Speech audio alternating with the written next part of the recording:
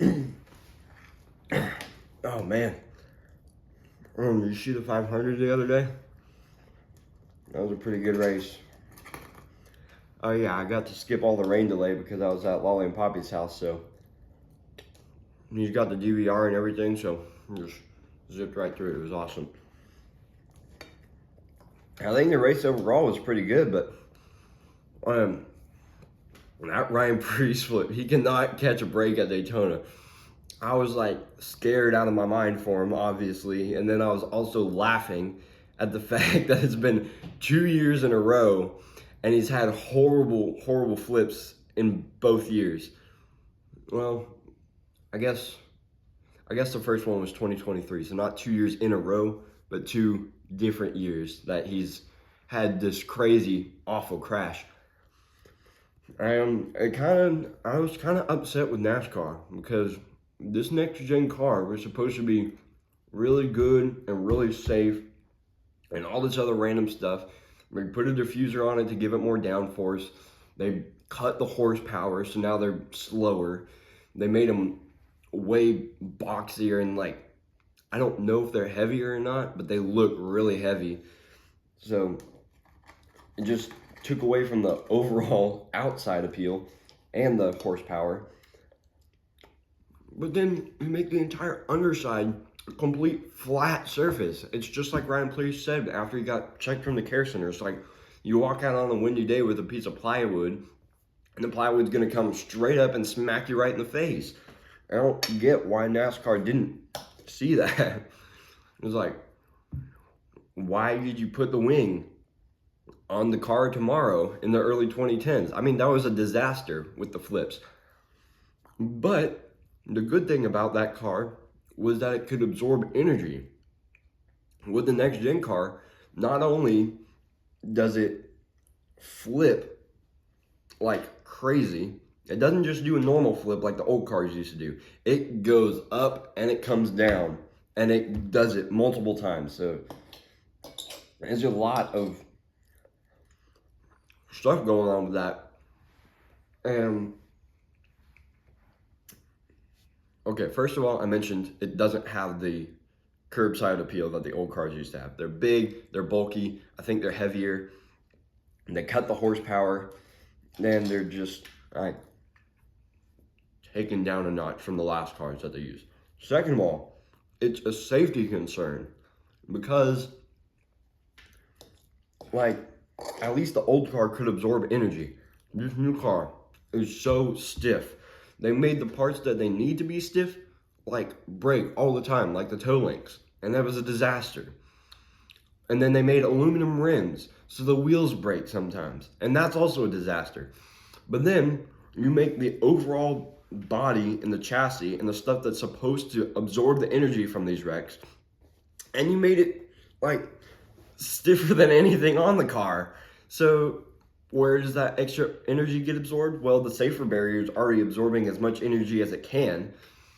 So that was one of NASCAR's like greatest improvements. Also mandating the Hans device. That was probably what saved Ryan Preece from a lot of major injuries along the spine and neck area.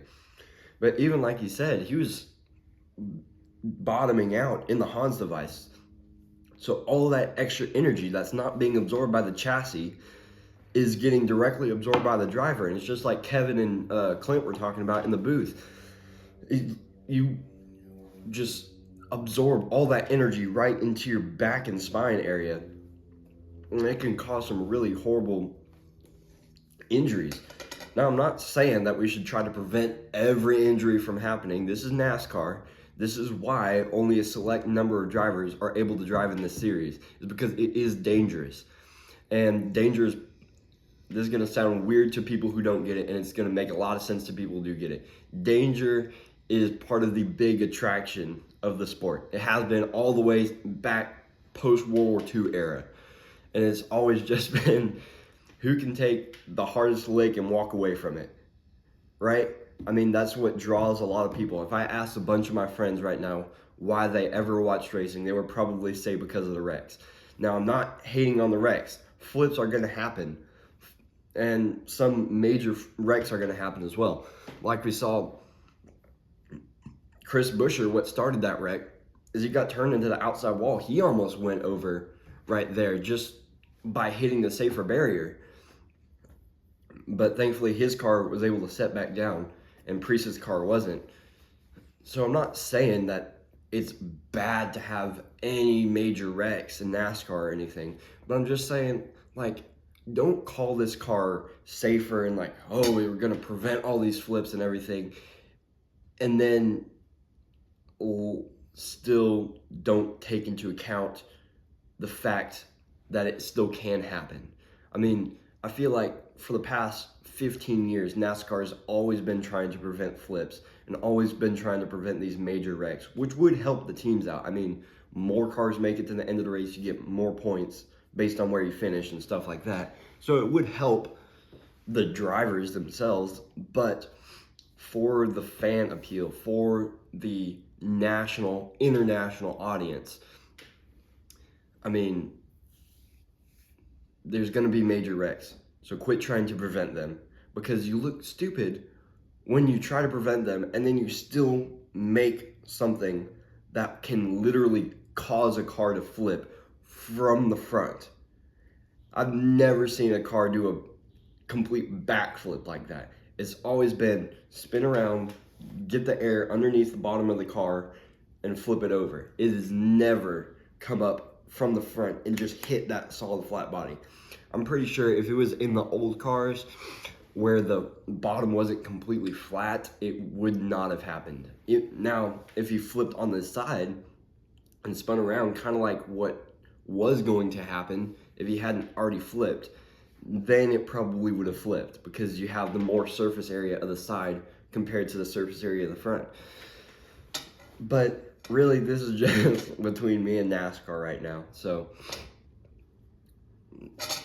pancakes, eggs, and NASCAR. That's my opinion on it. Comment below if you got anything else.